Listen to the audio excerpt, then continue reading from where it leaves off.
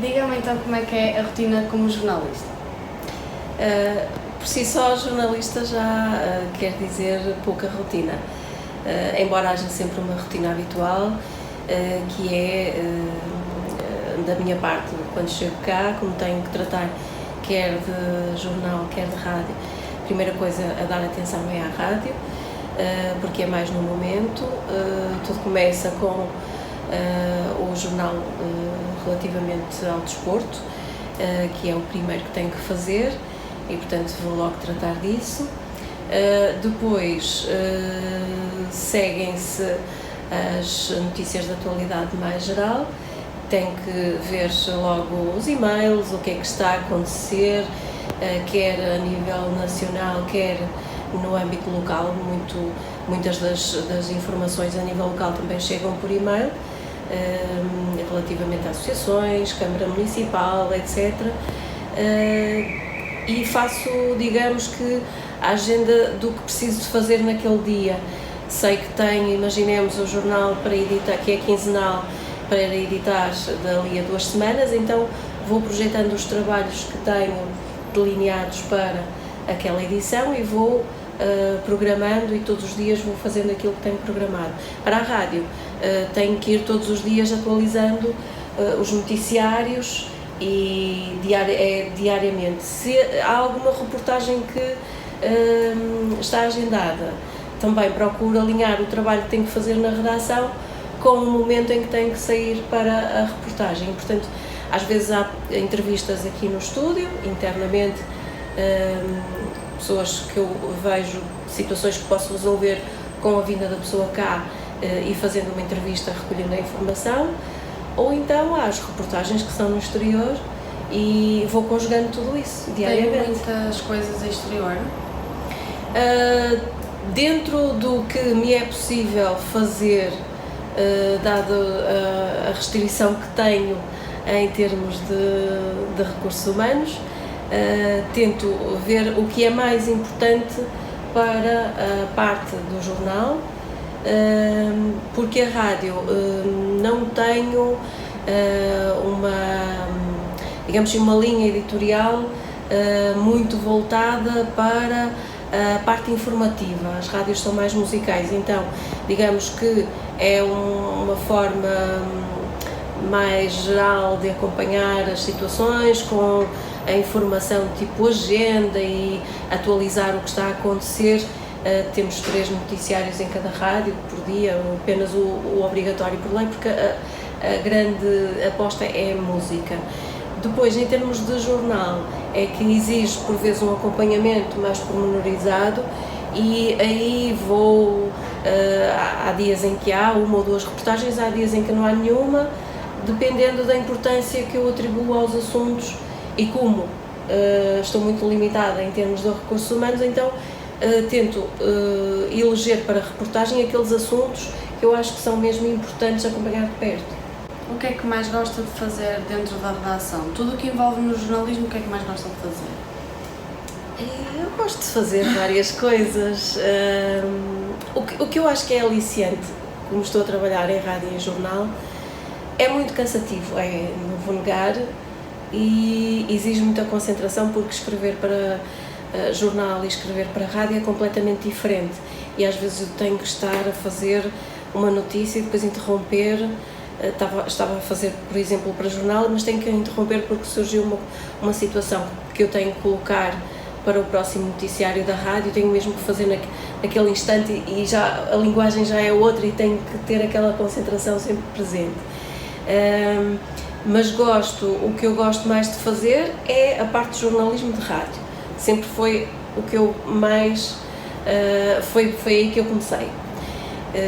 O meu trabalho em rádio é sempre o que eu mais aprecio, e dentro do jornalismo é a entrevista. Mas a parte mais escrita ou falar mesmo na rádio? Mais é a entrevista. Pois, a parte escrita da rádio. Que é completamente diferente, a escrita para a rádio quanto para o jornal. Exatamente. São tudo coisas muito próprias. Exatamente. Mas depois, como tenho que fazer as 2 coisas, digamos que também não sinto saudades de uma porque não estou a fazer, então tenho sempre essa área. O que é que menos gosta no jornalismo em Portugal? Em geral, em Portugal? que eu menos gosto, digamos que é, em geral, no jornalismo, o que menos gosto é o sensacionalismo, porque acho que é deturpar um pouco o que é a essência da informação. Considero que há nos meios de comunicação hoje em dia muita intervenção do jornalista para muita aquela linha de influenciar as pessoas, e acho que o que eu aprendi sempre é que o jornalista é o que menos importa na notícia e na informação. O jornalista é aquela... nem damos por ele, portanto o que interessa é a informação e fazer chegar a informação à pessoa, e depois a pessoa deve aprender a ter os seus recursos para ser curioso e para aprender a interpretar, a criticar. Se nós já damos, digamos, uma corrente de opinião disfarçada na informação que transmitimos, já estamos a condicionar a pessoa. E se calhar o que é mais importante é darmos às pessoas a informação e os vários pontos de vista que existem à volta desse facto, dessa notícia, para a pessoa poder analisar e depois formar o seu próprio juízo. E cada vez mais se está a transformar a informação em algo comercial e algo relacionado com lobbies, e lá no fundo depois é que está a informação concreta e a notícia. E isso é muito pouco positivo até para a nossa vivência em sociedade, o nosso sentido de cidadania e a construção de uma sociedade mais crítica e mais construtiva e mais de ação em vez de reação. Se calhar hoje em dia limitamos-nos a reagir às coisas.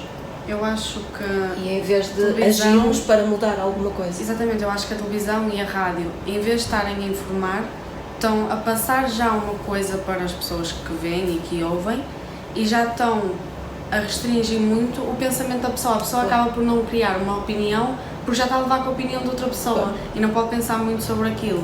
E acho que isso sempre foi assim, porque com o 25 de Abril também havia a censura, que era para as pessoas pensarem aquilo, e eu acho que continua, só que agora de uma forma mais dissimulada, porque nós também já estamos mais inteligentes, então eles enganam-nos de outra forma.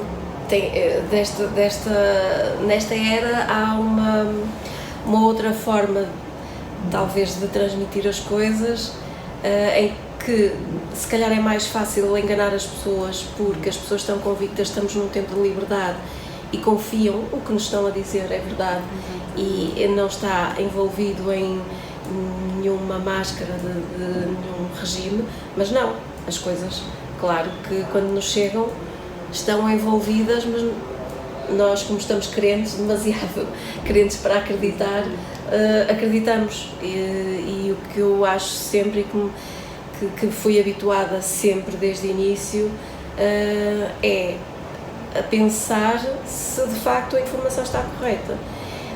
Cada vez mais isso foi se tornando uma exigência. Porquê? Porque hoje em dia há muita gente a transmitir informação da mais diversa, não quer dizer que seja jornalismo, mas com as redes sociais o facto de transmitir informação foi-se multiplicando, e toda a gente hoje em dia é jornalista, porque toda a gente tem uma câmara, tem um telemóvel com uma câmara, e toda a gente filma e toda a gente transmite informação. E nós, ao recebermos essa informação, temos que tentar interrogar, tentar perceber ao máximo, e de toda a informação que recebemos, se aquilo é verdade, se corresponde ao que fulano ou cicrano disse, se de facto aquilo é um facto, porque depois cria-se o hábito de se veicularem notícias falsas. Daí muito o fenómeno que se usa hoje em dia com fake news.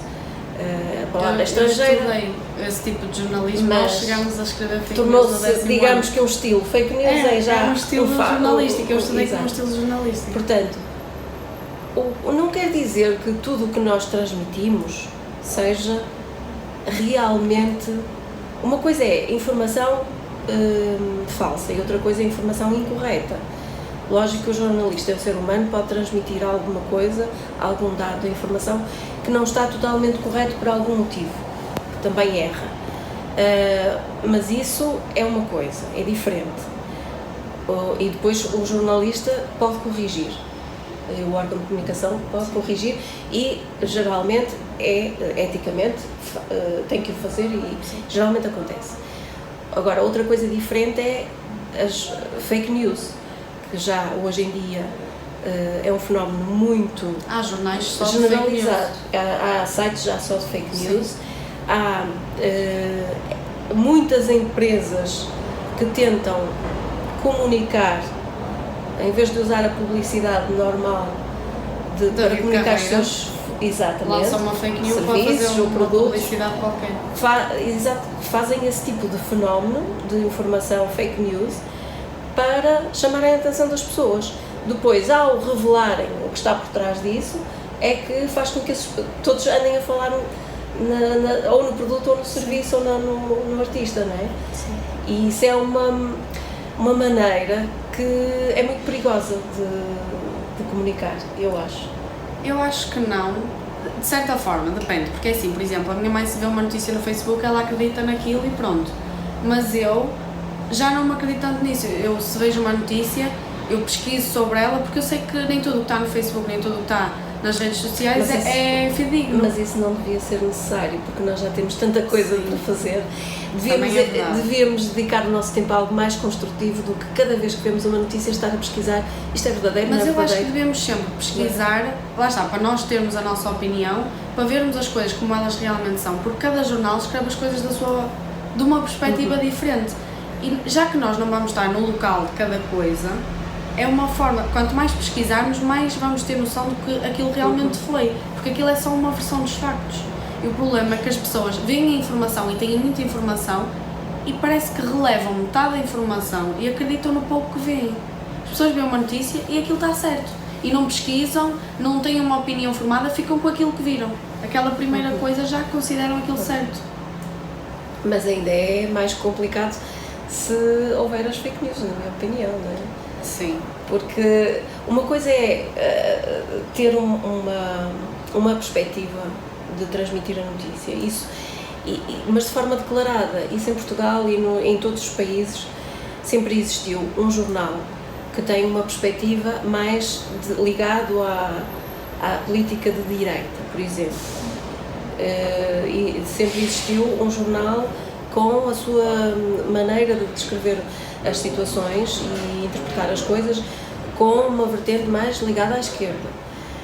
Isso sempre existiu, mas de forma declarada. Nós sabemos, ao comprarmos aquele jornal, vamos ter as notícias e as opiniões, mas sabemos que há sempre uma vertente mais ligada para a parte de política de direita ou da política de esquerda, e cada jornal já tem, digamos que esse selo, embora informal, já está um rótulo, digamos. Até com os clubes de futebol. Mas isso já é normal. Que puxam mais pelo Benfica e aqueles que puxam mais pelo Porto. E tu, ao ires ler aquele jornal, já sabes, se vais lê-lo porque queres, porque até te identificas com ele.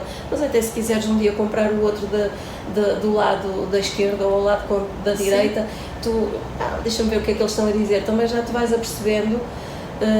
Mas isso é de forma declarada, já sabes que aquilo é assim, mas confias, porque a essência da informação está lá e é verdadeira. Isso é que as pessoas têm que perceber, não é? E acho muito complicado hoje em dia, temos que andar a fazer fact-check de quase tudo. Inclusive, hoje em dia assistimos a situações de termos que fazer fact-check até do que as nossas próprias fontes nos dizem, porque os políticos mentem, as próprias pessoas no dia-a-dia, dirigentes de certas instituições também mentem, ou seja, o jornalista aqui também tem, e cada vez mais isso se vai agravando, e o jornalista tem que ter ainda mais trabalho a confirmar. Bom, de facto, até há algum tempo atrás, as pessoas tinham um determinado código de honra e estavam a dar uma entrevista e divulgavam determinados factos e, na generalidade, eram verdadeiros. Agora, nós estamos a fazer uma entrevista e temos sempre que ter a dúvida se o que aquela pessoa que nos está a dizer é verdadeiro se ou não. vai corresponder. Temos que ir ver alguma documentação, ver o historial de determinadas coisas que ele nos contou para verificar, será que ele está a dizer mesmo a verdade? E muitas vezes acontece que não.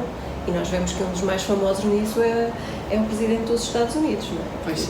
Todos os dias diz mentiras e os jornalistas vão confirmar e divulgam que é mentira e ele continua a insistir que é verdade. Portanto, Acha que é por causa dessas mentiras todas que agora há, não só no jornalismo, mas em toda a gente, que as pessoas começaram a apostar mais nos blogs e no YouTube, porque de certa forma veem que ali é mais verdadeiro do que a televisão, a rádio e essas coisas hoje em dia? se calhar um bocadinho por aí, cada um quer expor o seu ponto de vista e ter a sua verdade, não é?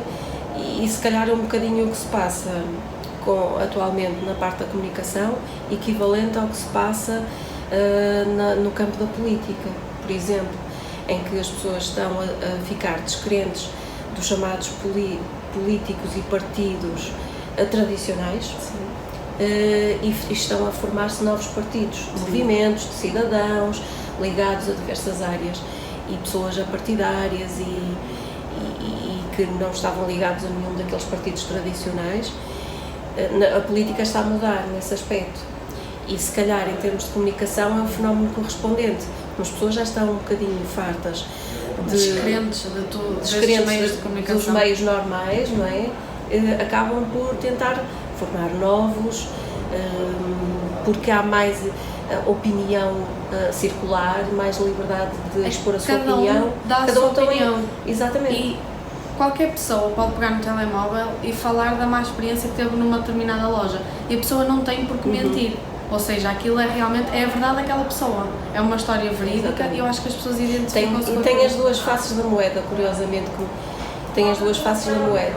Daí também, cada vez mais, as pessoas terem que ter a mente muito, muito aberta, mas também os sentidos muito atentos, porque tem as duas faces. Como estavas a dizer, a pessoa vai a uma loja e tem uma má experiência e conta a sua verdade, e se calhar aquilo vai ser um alerta para muitas outras pessoas, e alguma situação negativa que aquela loja estava a ter até vai mudar porque houve esse alerta. E pode haver o contrário, que é denegrir, difamar uma pessoa, uma instituição, assim só por maldade. Também e eu vou difamar porque não gosto daquela pessoa e vou-me vingar, ou daquela instituição, não gosto de quem está à frente e vou-me vingar e vou fazer aqui uma campanha, vou relatar uma situação, e a pessoa até divulga com o toque emocional ao máximo e toda a gente acredita e no fim não era verdade. E quase sempre é difícil de haver um desmentido. Mas eu acho que são pessoas mais verdadeiras, são pessoas completamente normais. É mais difícil uma pessoa, vou criar esta história a denegrir esta marca aleatória só porque sim. Acho que já não há tanto isto. Qualquer pessoa pode criar, a minha mãe se quiser pode criar, pode ter um público que vê e ela mas temos que estar alerta que há sempre as duas faces. Sim, nunca podemos pensar que é tudo verdadeiro.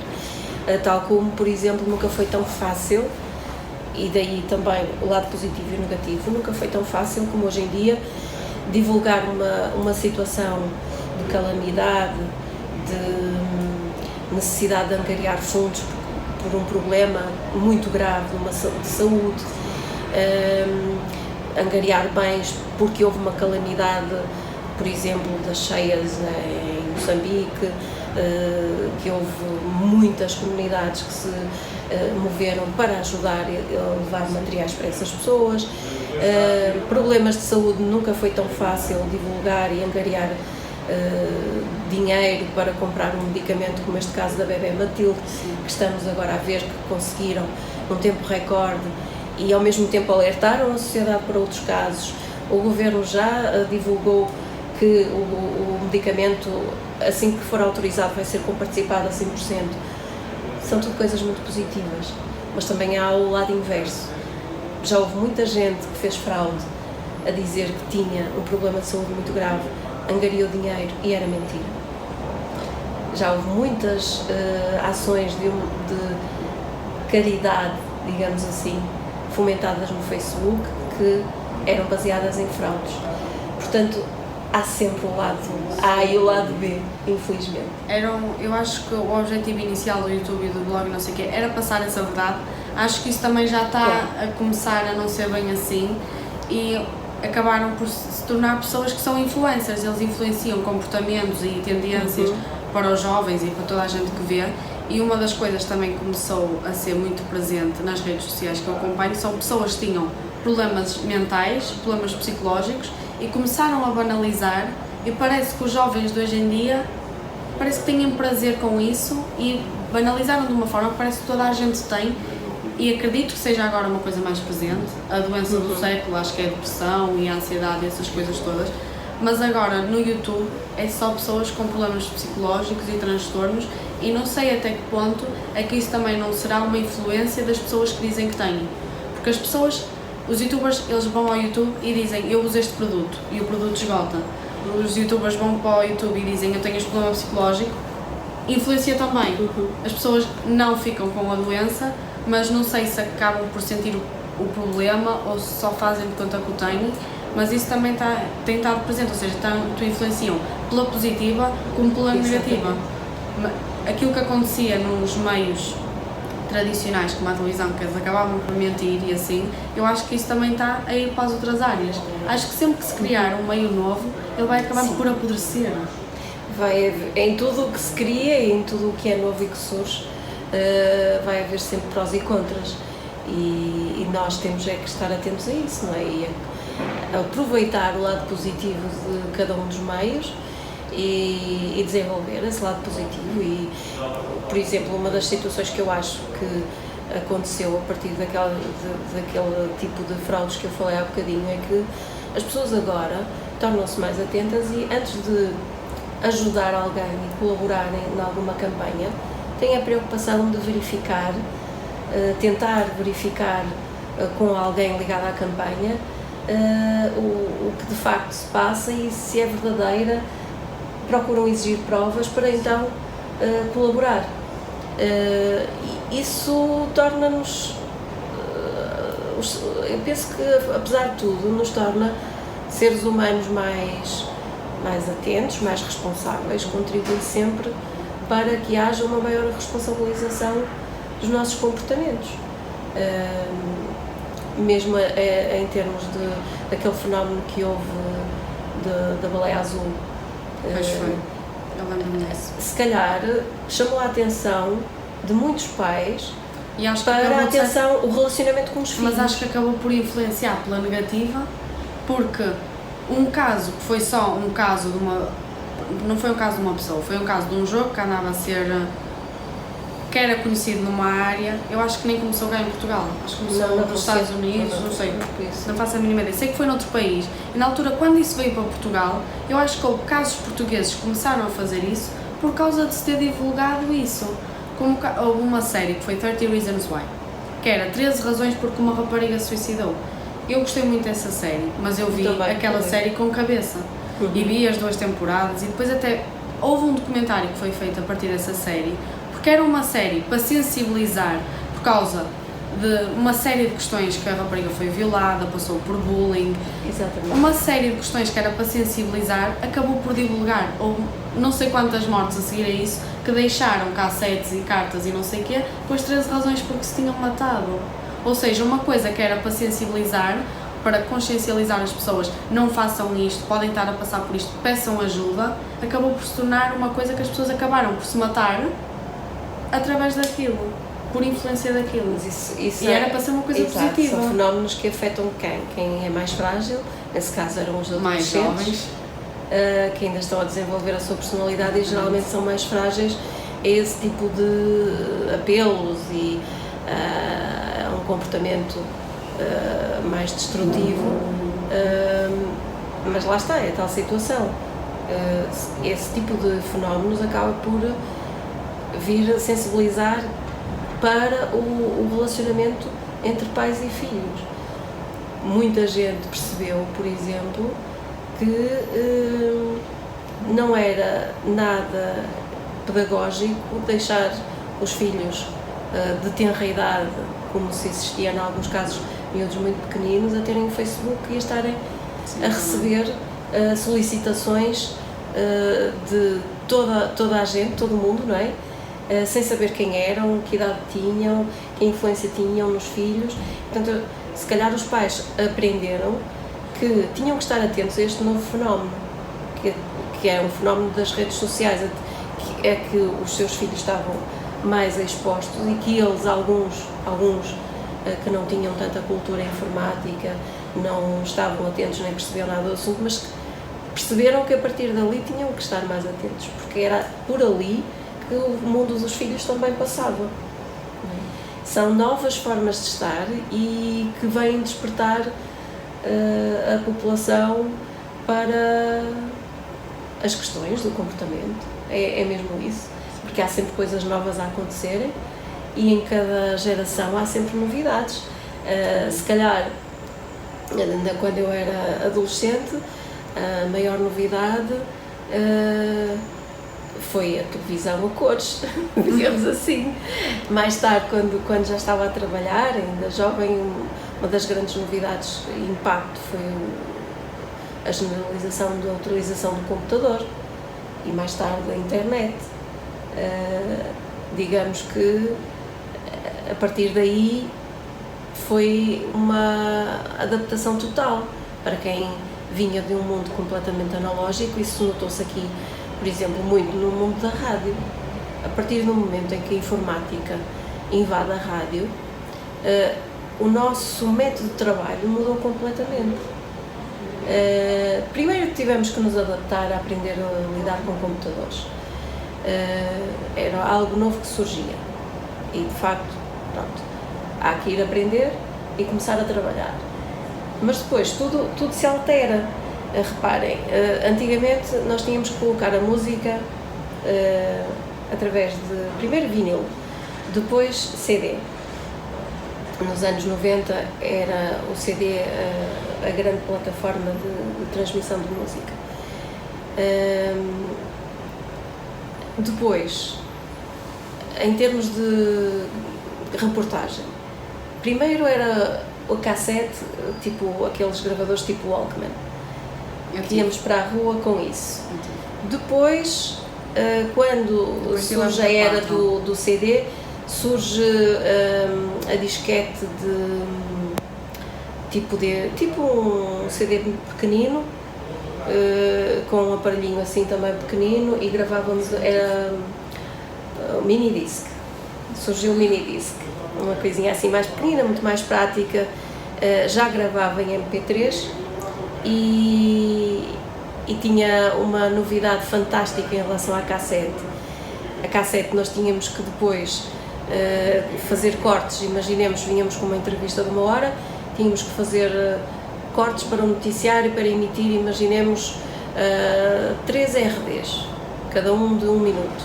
Nós tínhamos que ver o essencial de 1 hora, tínhamos que ouvir aquilo em tempo real, tínhamos que, com um deck duplo de cassetes, passar de uma para a outra aquele minuto que queríamos, depois uma pausa, passar o outro minuto, e depois, quando íamos para o noticiário, emitir aquilo e fazer pausa. Depois, quando surgiu o minidisc, a grande novidade, já gravava em MP3, e no próprio minidisc podias ir escolher, ora, eu quero este minuto, este som começa ao minuto 1:13 e acaba ao minuto 2, e eu iniciava aqui, fazia um corte, e no fim outro corte, e o som ficava separado. Eu não tinha que sequer estar ali a ouvir muito tempo, sabia criar aquilo, cortava, início aqui, fim aqui, já está. Essa foi uma evolução do analógico para o digital, assim, imensa. Imaginemos gravar em cassete, depois para passar para o jornal, tirar dúvidas para fazer a notícia, ou então passar uma entrevista de cassete para texto. Nós tínhamos que ouvir aquilo em tempo real, tínhamos que estar ali montes de tempo, queríamos, e pá, ele disse há bocado aquilo, voltar para trás. Dava, mas demorava muito tempo, porque era diferente o sistema, tinhas que tocar na tecla de puxar para trás, o rewind, e aquilo demorava, depois às vezes não era no sítio que tu querias, é mais atrás, toca a fazer por tentativas, Depois, quando a fita se quebrava e baralhava, eu uma vez perdi numa reportagem, eu tinha para aí 19 anos, estava a começar mesmo no início da rádio, e estava a decorrer a candidatura de Mário Soares a Presidente da República, e ele ainda muito enérgico, muito bem disposto sempre, andava ali a fazer campanha na zona onde era a minha rádio, que era na Póvoa de Varzim, e ao lado era a Vila de Conde, e eu tinha ido ao concelho ao lado, a Vila de Conde, ouvir a conferência dele, e depois ele vinha até à Póvoa de Varzim, eu vim no estante de carro e tal, já estava lá no sítio onde ele ia fazer nova conferência, falar com a juventude e com os militantes que estivessem ali. E eu esperei à porta porque queria gravar um som explosivo, algo mais, digamos, curto e direto do que estar a retalhar depois a conferência, e mais dirigido para o noticiário.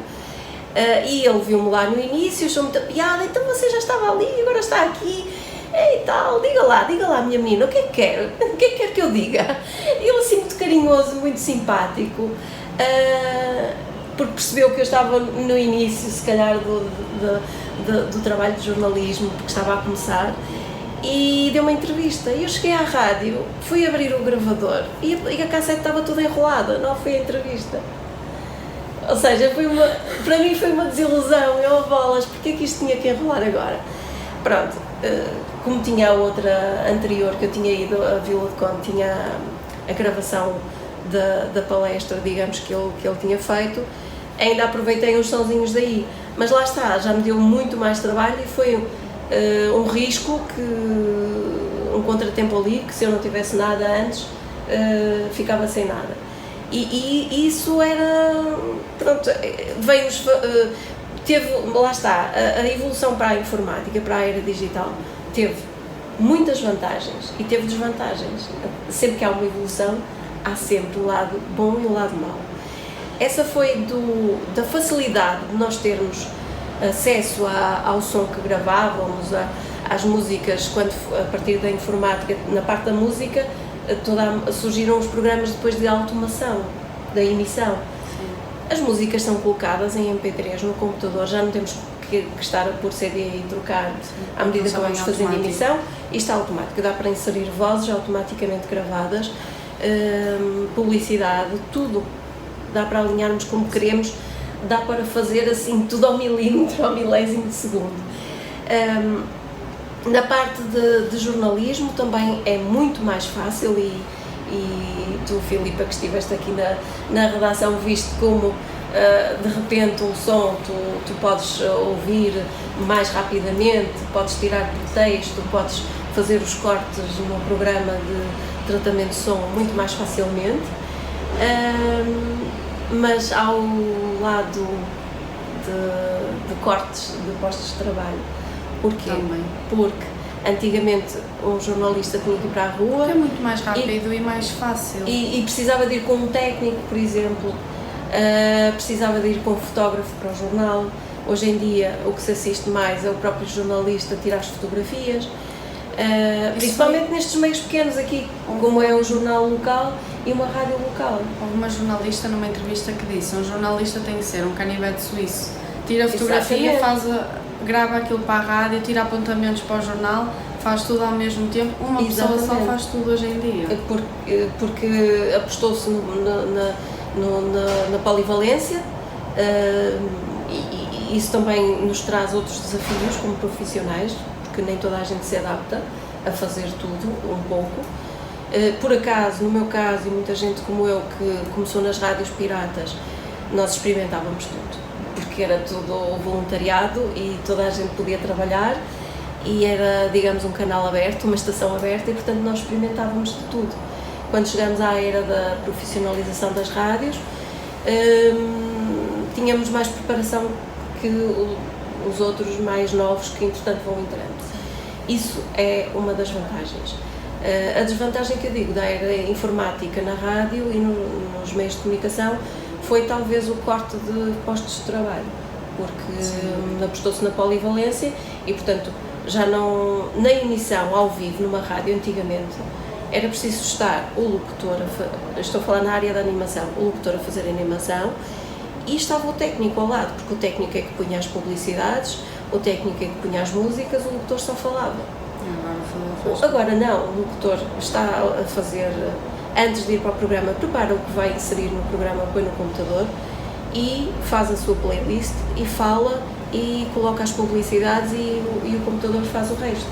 Portanto, eliminou-se aqui muita, como é possível fazer também muito facilmente programas gravados, pessoas que gravam as vozes e vão ser colocadas a determinados horários. Já se cortaram também outros postos de trabalho na animação a tempo inteiro. Portanto, há uma série de condicionantes. É mais uma vez a necessidade de adaptar aqui os comportamentos, os postos de trabalho, os métodos de trabalho, tudo. Portanto, a vida é uma constante adaptação e o trabalho é uma constante adaptação em todas as áreas, na minha opinião, mas nesta em que há uma grande evolução técnica, sem dúvida é muito desafiante. Mas também o facto de agora o jornalista fazer um pouco de tudo também ajuda para aquilo que nós começámos por falar, que é, não há uma rotina.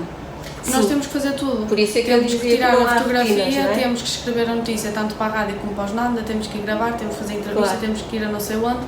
Como acaba por haver muita coisa para fazer, faz sempre um bocadinho. É diferente foge um bocadinho à dias. rotina. Sim. E quando existe, não é o caso aqui da nossa redação, mas quando existe, por exemplo, uma rádio mais voltada para a vertente informativa, em que tem que estar constantemente de meia em meia hora a fazer notícias e a atualizar e dá mais importância, por exemplo, o acidente que aconteceu na estrada, na autoestrada, situações que se passam no dia-a-dia, polícia deteve um criminoso, a polícia deteve um fulano que estava ali a vender droga na esquina, etc. Quando há necessidade de atualizar esses pormenores todos desse tipo de factos, há uma equipa mais numerosa, não é? Mas aí é que a rotina é nula praticamente, porque a pessoa vem trabalhar, não sabe se vai haver um incêndio ali ao lado, não sabe se vai haver um acidente na autoestrada ali daquele lado, pronto, tudo é novo. Sim. O tipo de trabalho é o mesmo, não é? Mas o que acontece para nós cobrirmos é sempre diferente. Isso acaba por trazer algum aliciante para quem gosta de um trabalho que não seja sempre monótono, que não tenha uma rotina muito intensa. Tem aquela coisa boa que é assim, sabemos que entramos às 9 e que às 6 saímos, isso é bom, porque dá para organizarmos o nosso dia, conseguimos organizar o tempo com a família, dá para organizarmos para as nossas coisas, mas naquelas horas de trabalho é sempre algo diferente que se está a trabalhar. E no fundo acaba por também não acabar bem às 6, não é? Porque pois, isso também às vezes acontece assim umas coisas. O jornalista tem, quando a equipa é muito pequena, como é o caso aqui dos jornais locais, nem sempre o trabalho acaba às 6, porque se houver uma situação à noite mesmo nos e ao fim de semana, se acabar por acontecer alguma notícia... há equipas que rodam. Sim, pronto. também por causa dos horários. Mas aqui às vezes sobra para aqui nós. Não há notícia, não tem pessoas para roubar. Exato, e o que é que acontece? Fora do horário estipulado há uns X horas de trabalho, tenta-se depois tirar uma folga no outro dia para compensar. É mais ou menos assim. Mas além disso, além desse tipo de situações, o trabalho de jornalista também é como é sempre de observação e de manter-se atualizado, porque hoje em dia, se no dia seguinte não souberes o que é que se passou à noite, podes falhar em alguma coisa. Sim. Que vai acontecer no dia a seguir e que chegas ao sítio e a pessoa diz-me, olha, e aquela situação? E nós ficamos assim, não sei, portanto também não sei o que é que lhe vou perguntar acerca daquilo. Pronto, já está o trabalho estragado. Temos que estar sempre atentos. Tem que estar sempre atento, então, ouvir notícias, ler. Uma pessoa nunca está fora do trabalho, porque a cabeça está sempre a acaba trabalhar. por estar sempre em constante atualização.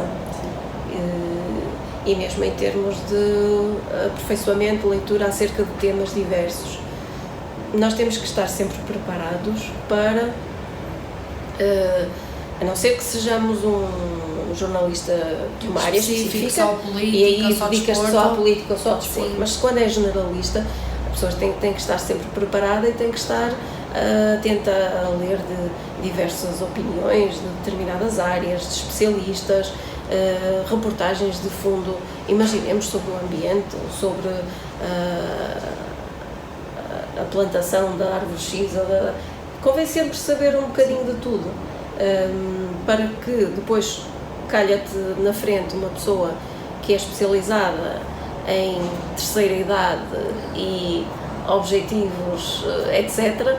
E tu ficas assim, pronto, o que é que eu sei da terceira idade e daqueles objetivos? Não, temos que saber o mínimo, não é? Para tentar conversar com a pessoa e sacar alguma informação mais útil para quem depois nos vai ler e ouvir, não é?